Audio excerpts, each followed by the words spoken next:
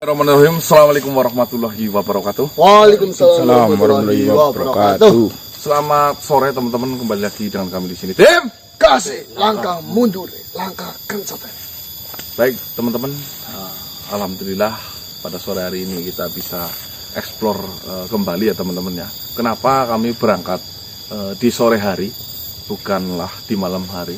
Dikarenakan tadi pas di jam 2 siang, ketika saya di rumah itu ada salah satu makhluk datang menemuiku. Itu informasinya adalah utusan dari Raja Cipto Samenggala, di mana Raja Cipto Samenggala yang sedang melakukan sebuah sayembara, ya, di mana di situ ada sedikit obrolan ya, walaupun tidak divideokan karena tidak melalui mediator, melainkan kita berkomunikasi langsung. Dimana jika saya menginginkan sayembara ini dihentikan atau diakhiri, itu harus ada sebuah perjanjian. Entah itu nanti perjanjiannya apa. Intinya pas jam 4 sore nanti saya akan bertemu langsung dengan Raja Cipto Samenggala, teman-teman ya. Sehingga saya langsung telepon Mas Diki, langsung kita berangkat. Kita sambil menunggu apakah utusan dari Raja Cipto Samenggala itu benar apa adanya, bahwasanya di sore hari ini akan menemui kami untuk melakukan sebuah perjanjian, atau bahkan mungkin hanya sekedar bualan saja. Sebenarnya saran dari Raja Donggobilo di tadi pagi itu sangatlah masuk ya, dimana dari banyaknya makhluk yang mengikuti sayembara, khusus makhluk yang tidak tahu apa-apa, yang hanya tergiur oleh hadiahnya, itu akan menjadi korban ya. Maka dari itu Raja Donggobilo menyarankan untuk membuat sebuah hadiah palsu, yaitu pusaka Godopati. Pusaka itu akan dipalsukan dan diberitakan kepada seluruh anggota yang ikut sayembara bahwasanya sayembara itu telah dimenangkan oleh salah satu makhluk. Ya, kita menunggu itu mungkin sampai 2 hari atau 3 hari. Pusaka itu akan dibikinkan oleh salah satu empu. Empu itu yang bernama siapa nih? Karsungliwa apa ya? Karsungliwa. Yang penting katanya uang. Ya, empu itu. Ya, semoga saja apa yang diutuskan oleh Raja Cipto Samenggala tadi siang itu benar-benar benar. Kita disuruh menuju ke lokasi tempat ini. Kita sambil menunggu ya teman-teman ya, kedatangan dari pihak Cipto Samenggala. Mungkin nanti kita duduk-duduk dulu di sini ya. Mungkin itu informasinya. Yang belum sholat silahkan sholat terlebih dahulu. Jangan sampai meninggalkan apa yang menjadi kewajiban kita hidup di dunia, yaitu beribadah. Ya, bismillahirrahmanirrahim. Bismillahirrahmanirrahim. Dan kasih langkah mundur, langkah kencang. Kami masih berdua teman-teman, bertiga sama Mas Sogun ini, karena Mas J belum berangkat lagi ke sini. Ya, udah.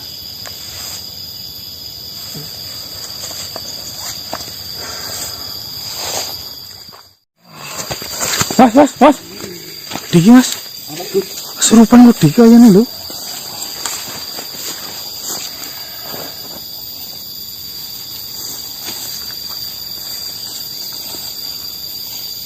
Assalamualaikum warahmatullahi wabarakatuh.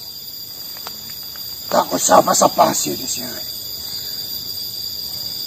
Saya adalah makhluk yang selama ini kau cari. Saya adalah makhluk yang mengadakan sayembara ini. Perkenalkan, saya adalah Cipto Samenggala. Senang berjumpa dengan seorang Raja Cipto Samenggala seperti ini. Baik, ternyata memang benar. pesan yang saya perintahkan kepada Darkaci telah sampai kepada dirimu. Apa saja yang disampaikan Darkaci kepada dirimu? Darkaci datang, beliau mengucapkan utusan dirimu agar saya datang di sore hari ini di tempat ini. Baiklah, itu memang benar. Darkaci diperintahkan oleh diriku. Katanya dengan saya datang ke sini, kau akan menghentikan sebuah sayembara itu. Benar. Saya hanya ingin berbicara kepada dirimu.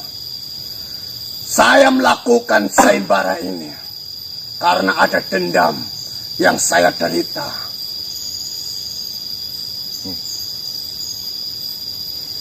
Tuan Raja yang saya hormati, Tuan Raja Cipto Samanggala, adik kandung dari Tuan Raja Gagakireng yang pernah terluka tempo dulu. Masa lalu tetaplah masa lalu. Kita tidak akan bisa merubah sebuah takdir yang sudah digariskan oleh Tuhan. Lalu apa lagi yang ingin kau sebenarnya inginkan dari kejadian yang sudah terjadi itu? Dalam prinsip saya, dalam hidup saya, jika satu saudara saya mati oleh makhluk lain, maka itu akan dibalas dengan satu nyawa. Dari keluarga, saudara, bahkan makhluk yang membunuhnya. Atau satu nyawa dibalas dengan satu nyawa. Itu adalah prinsip yang saya pegang selama ini. Tapi menurut saya, dengan adanya sayembara ini, bukan hanya satu nyawa saja yang telah gugur di sini. Banyak sekali makhluk yang tidak tahu apa-apa yang menjadi korban oleh pergelaran sayembara yang dilakukan olehmu. Mereka beriming-iming hadiah yang kau berikan, yang belum tentu itu adalah sebuah pusaka yang asli atau tidak. Mereka yang hidup dalam kemiskinan, tergiur oleh janji-janji manismu itu, yang tentunya belum tentu benar. Berapa makhluk yang sudah lebur oleh tingkahmu itu, oleh kepentinganmu itu, saya tanya. Saya tidak terlalu memikirkan makhluk lain yang berusaha ingin mendapatkan hadiah itu. Yang terpenting, dendam saya itu terbalaskan. Mengenai beberapa makhluk yang telah gugur ataupun lebur, itu adalah kesalahan mereka sendiri, bukanlah kesalahan saya. Itulah hakikatnya makhluk sepertimu. Kau hanya memikirkan dirimu sendiri tanpa memikirkan banyak makhluk. Jika semua makhluk yang terbunuh oleh pergelaran sayembara itu semua memiliki sifat balas dendam sepertimu, berapa nyawa keluarga yang harus kau berikan kepada mereka? Saya tanya kepadamu. Saya tidak peduli dengannya. Dia mengikuti sebuah sayembara, berarti dia menginginkan sesuatu dari apa yang sudah saya jalankan. Tentunya dia sudah menaati peraturan-peraturan yang dijalankan dengan diadanya sayembara itu. Harusnya kau itu harus bisa memilah dan memilih peserta mana yang lebih pantas, peserta mana yang kuat. Jangan hanya makhluk rendahan saja kau terima untuk ikut sayembara. Kasihan keluarganya. Jika mereka merasa tidak mampu dalam sayembara ini, buat apa mereka susah payah datang dan mendaftarkan dirinya untuk mengikuti sayembara ini? Buat apa? Jika ujung-ujungnya dia akan mati. Dia tentunya mendaftar untuk mengikuti sayembara itu. Pastinya dia sudah memikirkan banyak hal yang akan terjadi kepada dirinya. Jadi, jangan salahkan saya mengenai makhluk-makhluk yang tidak tahu menahu mengenai persoalan ini, yang mati dengan sia-sia, katamu. Kau lupa pada dasarnya prinsip makhluk hidup akan melupakan semuanya tentang dirinya demi sebuah harta yang ingin dia capai. Kau memanfaatkan fase itu. Ya itulah bodohnya mereka. Itulah mereka. Mengapa mereka tidak memikirkan itu? Mengapa mereka tidak memikirkan keselamatannya sendiri dibandingkan harta atau hadiah yang dijanjikan? Ya, memang dirimu yang bergelimbangan harta. Dirimu yang bergelimbangan harta. Menurutmu, keselamatan jauh lebih penting daripada harta. Tapi beda dengan mereka. Mereka yang hidup di bawah garis sebuah kemiskinan. Ya, nyawa bukan berarti apa-apa.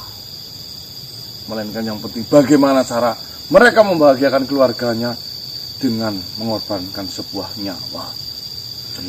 Itulah mereka yang pilih. Jadi, saya tidak mau disalahkan dalam permasalahan ini. Dalam adanya sayembara ini. Tentunya, mereka pun sudah memikirkan dirinya sendiri. Mau apa yang terjadi terhadap mereka untuk mendapatkan apa yang mereka inginkan. Sudahlah. Jika saya berdebat denganmu tidak akan pernah ada habisnya. Baiklah, memang jika berdebat dengan dirimu mengenai sayembara ini, kau hanya berbicara apa yang kau inginkan. Dan di sini, pertemuan ini, yang saya tahu, kau ingin saya untuk menghentikan sayembara itu. Ya, saya kasihan banyak malu yang jadi korbannya. Apa yang kau inginkan dari saya? Tentunya, jika kau mau saya untuk menghentikan sayembara itu, ada sebuah syarat yang harus kau berikan kepada saya. Apa syarat itu? Nyawa. Satu nyawa harus dibalas dengan satu nyawa. Nyawamu ataupun nyawa saudaramu, nyawa ayahmu, ibumu, keluargamu, anakmu. Yang terpenting itu masih satu darah dengan dirimu. Maka saya akan menghentikan itu semuanya. Dan kita tidak ada urusan apapun. Untuk apa peminta itu? Membalaskan dendamku. Satu nyawa dibalas dengan satu nyawa. Apakah jika memang kau sudah mendapatkan satu nyawa ini, kau akan puas? Tentunya, saya akan puas membalaskan dendamku. Apa iya dengan kepuasanmu membuatmu bahagia? Kebahagiaan itu kau tidak perlu memikirkanku. Yang terpenting, saya menjalankan apa yang sudah menjadi tanggung jawab saya. Tanggung jawab siapa yang memberikan tanggung jawab itu? Saya memiliki sebuah prinsip. Yang namanya sebuah pendekar. Memiliki tanggung jawab atas prinsip yang telah mereka ambil. Kau terlalu ribet dalam memiliki sebuah prinsip. Jika memang kau pendekar yang benar-benar pendekar, harusnya kau memiliki prinsip. Yang sudah terjadi, biarlah terjadi. Perbaiki semuanya biar tidak terjadi keburukan yang akan datang. Itu pendekar. Kita memiliki sebuah pilihan itu masing-masing. Jadi, saya tidak bisa memaksakan dirimu untuk memiliki prinsip seperti saya. Dan saya pun tidak bisa dipaksakan untuk memiliki prinsip yang sama dengan dirimu. Saya hanya menunjukkan ada prinsip yang lebih benar, ada prinsip yang lebih... Menurut saya, prinsip yang saya pilih adalah prinsip yang benar. Jika menurutmu prinsip yang saya salah, kau tak usah ikuti. Biar saya saja yang menjalaninya. Memang susah, benar, untuk meyakinkan kepada seekor lalat. Bunga jauh lebih harum daripada sampah. Yaitu dirimu. Terserah, kau mau mengatakan apapun mengenai diri saya.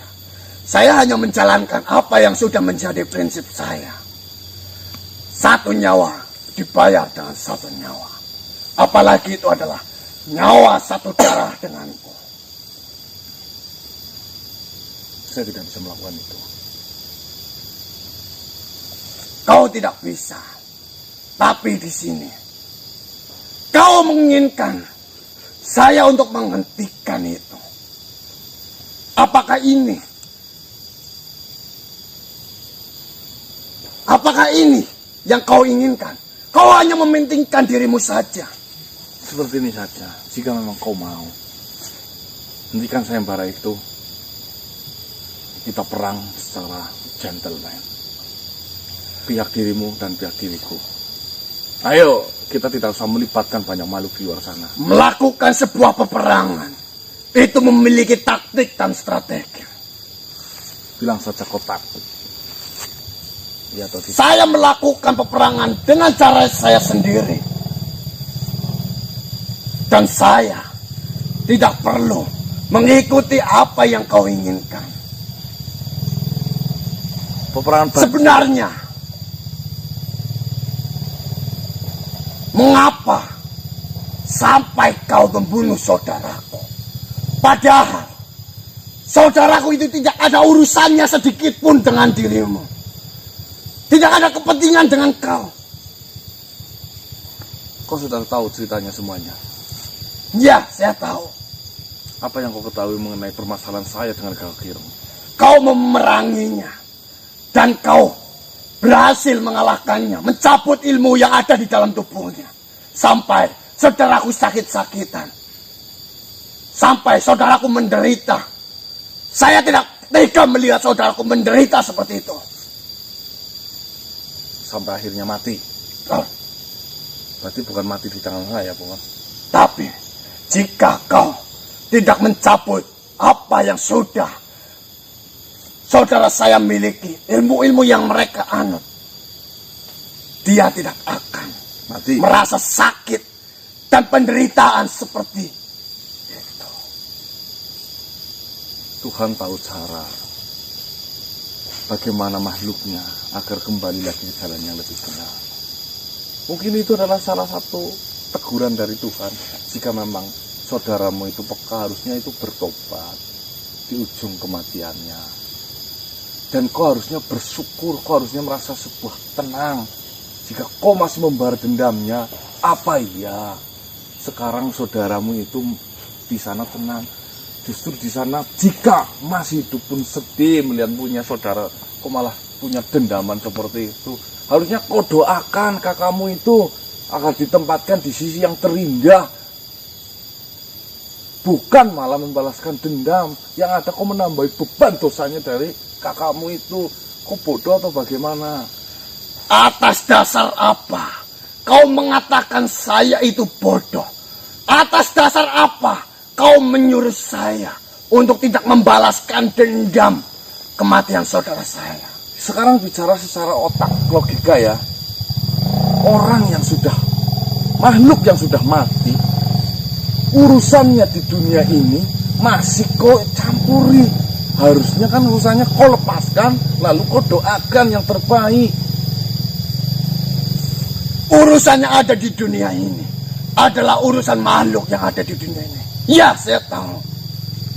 Saya paham mengenai itu.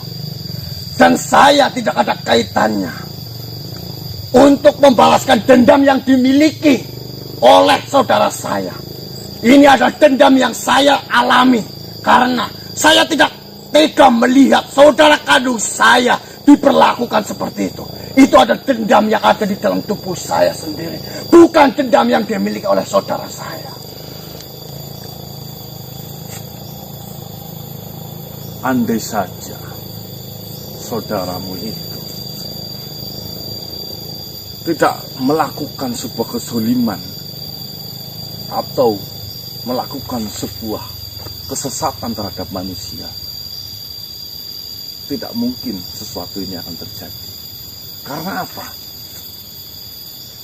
Permasalahan ini karena apa? Karena permasalahan itu timbul karena kakakmu itu, Kakak Ireng, menyebarkan sebuah ilmu kesesatan terhadap bangsa kami manusia. Lantas, jika saya membiarkan sebuah kejadian itu, akan seperti apa umat manusia ini? Kau ini bodoh atau kau ini manusia yang selalu ikut campur dalam urusan makhluk lain? Saya bertanya kepada dirimu, apa alasannya sampai-sampai kau itu membunuh, menghentikan apa yang sudah saudara saya lakukan? Saudaramu menyesatkan manusia. Dan saya sebagai umat sesama manusia ditugaskan oleh Tuhan untuk memerangi sebuah kejahatan seperti itu. Halal nyawa siapapun yang memang membuat gaduh dan membuat rusuh terhadap bangsa manusia. Saya bertanya kepada dirimu, apakah kakak saya, saudara saya itu merugikan dirimu? Oh, tentu jauh merugikan sekali. Apa yang dilakukan kakakku atau saudaramu, saudaraku, terhadap dirimu? Banyak. Mengajarkan sebuah aliran hitam. Itu kepada dirimu atau bukan? Kepada saudara-saudara kami bangsa manusia. Kepada dirimu atau bukan? Ya jika memang itu sama-sama manusia, berarti sama-sama kepada diriku. Saudara saya tidak ada urusan sedikit pun dengan kau dan keluargamu. Tapi kau ikut campur dalam urusan makhluk lain. Sudah menjadi kodratnya, sudah menjadi tugasnya. Barang siapapun, jika melihat saudaranya menderita, jika melihat saudaranya tersesat, sudah pantasnya untuk dirangkul dan diingatkan dan ditunjukkan sebuah jalan yang benar. Itu kan tuntunannya. Bisa kau ucapkan itu sekali lagi? Buat apa? Kupingmu mungkin... Coba ucapkan sekali lagi apa yang kau ucapkan itu. Atas dasar apa kau mengucapkan itu adalah tuntunan yang harus kau jalankan? Kami berumat beragama. Kami mempunyai sebuah pedoman kitab suci. Di situ kita banyak belajar. Di situ sudah dituntun hakikat setiap perjalanan kehidupan agar menjadi insan yang lebih baik daripada sebelumnya.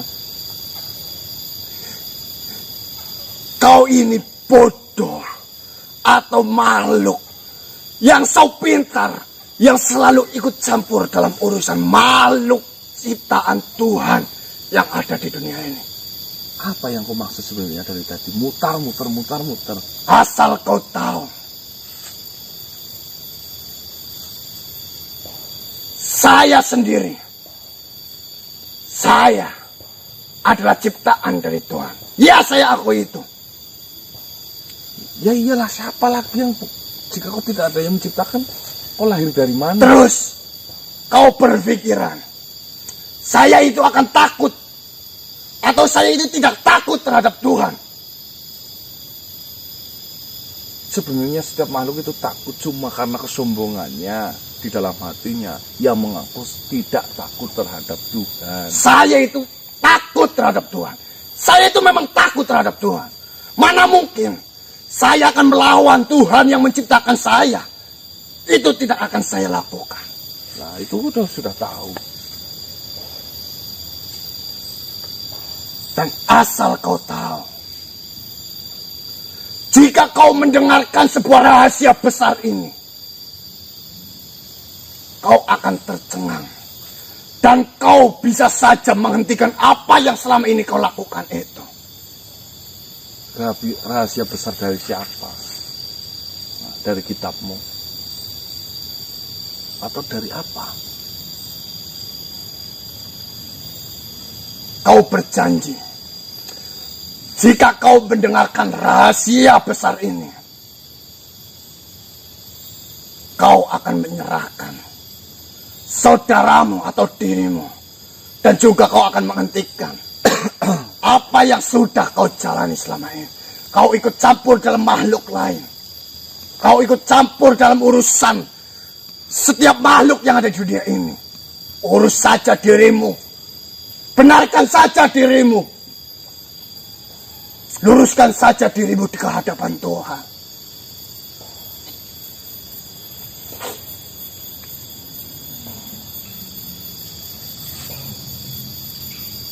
Kau mempunyai cara pandang dalam memandang sebuah Tuhan.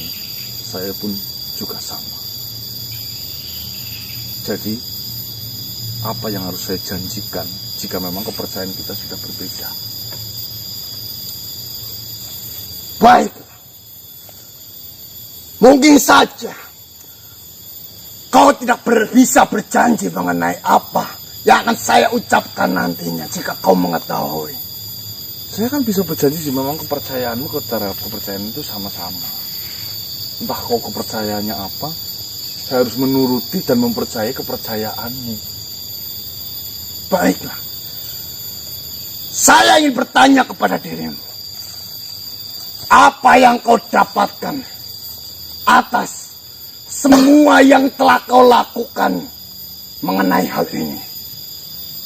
Dapatkan dari siapa? Dari Tuhan. Saya tidak mengharapkan apapun balasan. Apa yang dijanjikan Tuhan atas semua tindakan, perbuatan, tingkah laku, kata-kata yang kau lakukan selama ini. Menurut kepercayaan saya, Nah, ya siapapun yang melakukan sebuah kebenaran akan dimuliakan di alam akhirat nanti. Ya kurang lebih seperti itulah paling dasarnya.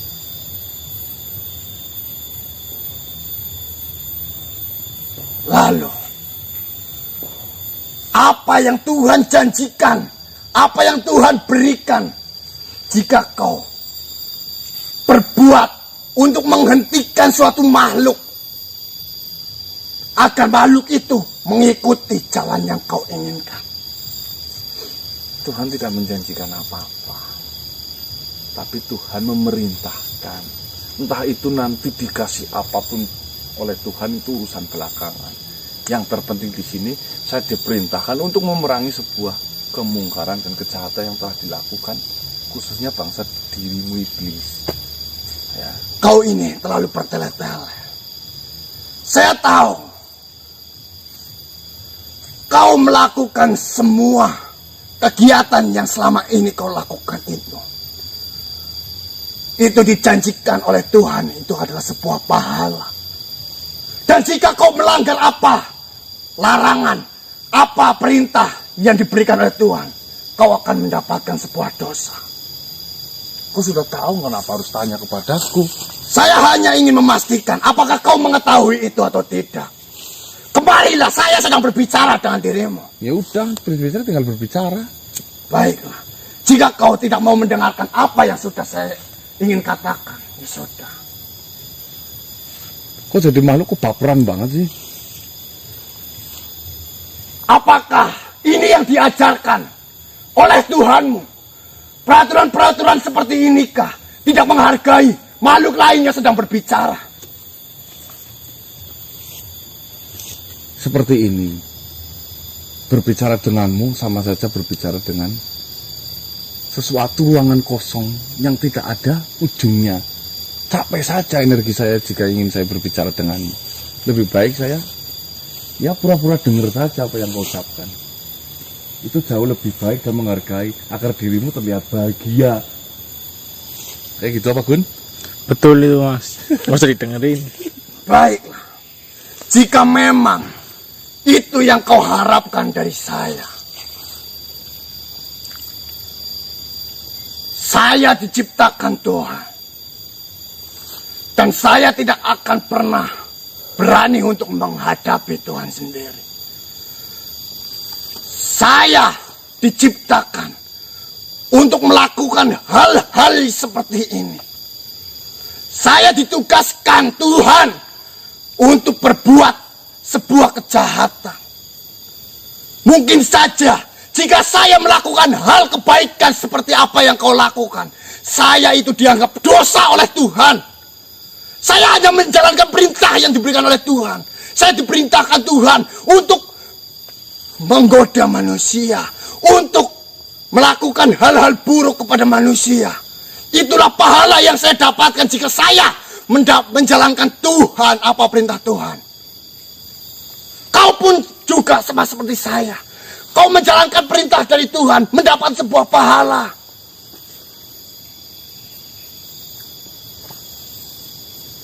Apa sih kitabmu itu?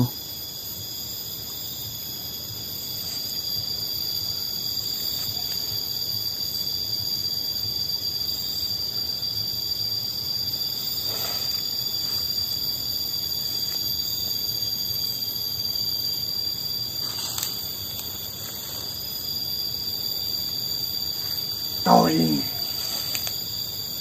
manusia yang tidak pernah memikirkan apapun sebenarnya yang terjadi, apapun sebenarnya yang diperintahkan, yang harus dijalankan di setiap makhluk. Apa yang kau ucapkan sebenarnya? Ini apa yang kau sampaikan? Kau diberi tugas untuk menyesatkan manusia. Saya sudah muak dengan pembicaraan ini. Kau tidak bisa menghargai siapa makhluk yang sedang berbicara dengan dirimu. Itu yang kau minta. Jadi, jangan harap. Nih, Aku akan menghentikan ini semuanya. kamu ini iblis tapi kayak purel ya. Baperan.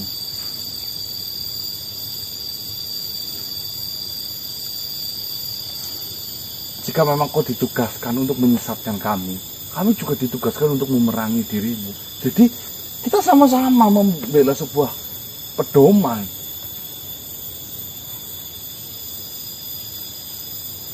Memang kita itu sama-sama untuk menjalankan apa yang diperintahkan oleh Tuhan untuk ciptaannya. Seperti ini saja. Kau tadi mengatakan kau diperintahkan oleh Tuhan. Siapa Tuhan? Saya ingin tanya. Kau mengenal Tuhan atau bukan? Tidak. Siapapun Tuhan yang menciptakan saya, kau tak perlu tahu itu. Nah, itu sudah berbeda.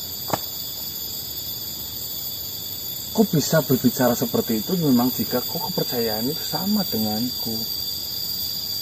Entah kau menyembah kayu saja saya tidak tahu. Mana mungkin kayu bisa menciptakan makhluk seperti ini. Makhluk seperti dirimu. Tidak mungkin. Lantas Tuhanmu siapa? Allah! Kau beragama apa? Kau tak perlu tahu apa kepercayaanku. Kau sudah tahu Tuhanmu itu adalah Allah Subhanahu wa Ta'ala. Berarti Tuhan kita sama. Ya, Lantas apa yang diberitakan Allah terhadap dirimu? di sini tidak ada yang tahu apa yang akan terjadi kelak nanti. Mungkin saja dirimu yang melakukan sebuah kebaikan, dirimu yang memerangi sebuah kemungkaran, apakah dirimu itu sudah pasti akan ditempatkan di tempat yang terbaik kelak nanti? Itu tidak ada yang pasti. Bisa juga Dajjal yang datangnya di hari akhir itu akan ditempatkan di tempat yang terbaik oleh Allah. Karena Dajjal itu menjalankan dari perintah Allah. Untuk apa Dajjal itu diciptakan? Hanya untuk apa Dajjal itu diciptakan? Tidak mungkin Allah menciptakan Dajjal hanya untuk diciptakan saja seperti itu saja, untuk merusak saja. Tidak mungkin. Tentunya ada tujuan yang dimiliki oleh Sang Pencipta. Oh, ceritanya kau ini dari tadi ngomong seperti ini. Daripada bahasamu yang muter-muter. Kita diciptakan mempunyai tugas masing-masing. Ada skenario di dalam sebuah kehidupan seperti itu. Tuhan menciptakanmu, menugaskanmu untuk berbuat buruk, dan Tuhan menciptakan manusia untuk berbuat baik. kita sama-sama memiliki emban tugas itu. Jika saya melakukan sebuah kebaikan, saya akan mendapatkan sebuah pahala. Jika kau melakukan sebuah keburukan, kau akan mendapatkan sebuah pahala, karena itu adalah perintah Tuhan. Seperti itu maksudnya. Enggak. Yang ngomongnya seperti itu. Buat apa saya berbicara sesuai apa yang kau ingin? Karena kau saja tidak menghargai. Saya sedang berbicara. Nih, jika kau berbicara seperti itu, kau bukan makhluk yang pertama mengatakan seperti itu. Asal kau tahu, kau sama saja menipiskan sebuah keimanan. Dan saya tahu cara untuk menghadapi makhluk-makhluk sepertimu itu. Pertanyaan seperti model-model sepertimu itu memang tidak selayaknya harus dijawab. Iya atau tidak? Karena saya bisa mengukur kekuatan saya dalam melogikakan sebuah Tuhan. Saya tidak bisa. Saya mempunyai batasan. Justru dengan batasan itu yang membuat saya semakin iman terhadap Tuhan itu. Jadi jangan berbicara, jangan melogikakan sebuah Tuhan di hadapan saya. Jika kau sepandai-pandainya melogikakan sebuah keberadaan Tuhan di hadapan saya tidak akan mempercayai sebuah logika, apalagi kau hanya ciptaannya. Saya tidak pernah melogikakan Tuhan. Saya tidak pernah melakukan itu. Saya hanya menjalankan apa yang menjadi kewajiban saya.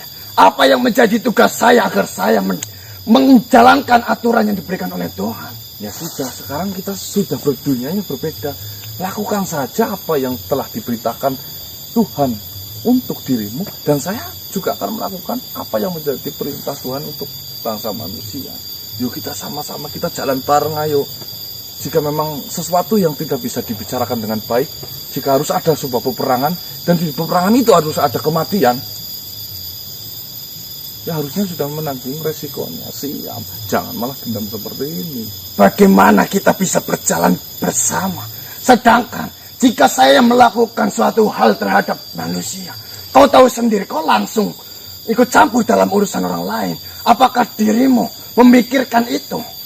Harusnya jika memang kau tidak ingin dicampuri urusannya oleh saya, kau tidak usah menyeberang-nyeberang ke manusia. Kau lakukan saja perbuatanmu di alammu sana. Belum saya saja tidak pernah melibatkan dirimu dalam urusan saya. Apa saya pernah minta-minta apa terhadap itu dirimu yang tidak pernah meminta-minta kepadaku. Tidak tahu dengan manusia-manusia lain di luar sana. Ya karena mereka tidak tahu. Dan saya berusaha untuk memberikan tahu kepada mereka bahwasanya ini loh salah, ini loh yang benar. Kenapa kau tidak langsung berbicara kepada manusianya itu? Berbicarakanlah terlebih dahulu dengan manusia yang melakukan hal seperti itu. Jangan sampai kau menyeberangi terlebih dahulu. Nih, kau tahu pohon ini? Nah. Daun ini saya gambarkan sebagai manusia. Saya potong manusia ini. Ini akan tandus, tapi pohonnya masih tersisa. Jika pohon ini saya biarkan, apa ya tidak akan tumbuh lagi. Lebih baik saya cabut dari akarnya saja. Saya akan susah menjelaskan ke 1000 otak manusia, tapi saya akan bisa menghancurkan satu sumber masalahnya dan bisa menyelamatkan 1000 manusia itu tanpa harus saya capek-capek. Seperti itu kan? Baiklah, jika memang itu yang kau inginkan, mungkin pembicaraan ini tidak ada gunanya sama sekali. Saya akan menjalankan apa yang sudah menjadi tugas saya. Silakan, jika memang itu adalah tugasmu, agar kau bisa lebih dekat dengan Tuhanmu, agar kau bisa mendapatkan pahala dari Tuhanmu. Silakan, jika memang itu yang harus kau lakukan. Entah apapun hadiahnya, saya tidak pernah memikirkan itu. Yang terpenting saya menjalankan perintahnya. Ya, dengarkan baik itu. Saya pun seperti itu. Saya akan menjalankan perintahnya. Ya, sama-sama menjalankan perintahnya sudah. Hentikan sayembara itu. Buat apa saya menghentikan sayembara itu? Saya menjalankan sebuah perintah. Tidak semuanya bangsa dirimu itu buruk. Iya atau tidak? Terserah. Saya bisa berkawanan dengan banyak makhluk. khususnya dari bangsa darimu, yang tujuannya itu sama seperti saya. Dia mengetahui kebenaran yang sejati. Tidak bertameng sepertimu yang mengatakan bahwasanya kau adalah diperintahkan Tuhan untuk melakukan sebuah kejahatan. Yang saya pikir, yang saya logikakan menurut logika saya, itu hanya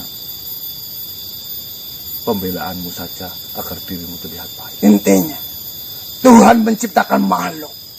Tidak akan makhluk itu diciptakan dengan sia-sia. Ya saya tahu. Tentunya ada jalan, ada cara tersendiri agar Tuhan itu dapat menciptakan makhluk yang terbaik. Nah, kalau kita tahu itu kan, apa ya, kok bisa seburuk itu? Kok diciptakan hanya untuk membalaskan dendam? Pikirkan baik-baik itu. Terserah, kau mau berpikir tentangku apa? Ya apa ya? Tuhan menciptakan dirimu hanya untuk balas dendam. Saya tanya dulu itu. Mungkin saja dengan dendam yang ada di dalam diri saya akan mendapatkan sebuah pahala. Karena dengan dendam itu adalah sifat yang diinginkan oleh Tuhan. Kamu ini sudah tersesat tapi ngeyel. Bahaya sekali Tuhan Cipto Samanggala. Saya menghargai dirimu. Kau mengatakan itu terhadap saya. Saya berterima kasih banyak. Iya, saya tunjukkan. Mungkin saja kau lagi ngaji tidur, sehingga kau berbicara seperti itu untuk menameng dirimu. Ya. Karena banyak sekali manusia dan makhluk yang berlindung sebuah kata-kata yang menurut saya itu tidak masuk akal, akan tetapi dia itu terapkan seolah-olah merasa dirinya jauh lebih terlihat baik. Baiklah. Terima kasih banyak atas pertemuan ini. Saya akan tetap menjalankan apa yang sudah saya jalankan. Dan jika kau ingin menjalankan apa yang sudah menjadi kewajiban, silakan. Jalankan saja. Iyalah, jika memang dari pembicaraan ini tidak menemukan sebuah titik tengah. Saya kan meminta jika memang kau melakukan sebuah perangan, ayo kita lawan. Terserah saya. Saya akan menjalankan tugas saya dengan cara saya sendiri. Tugas Panji. Terima kasih. Baper. Salam.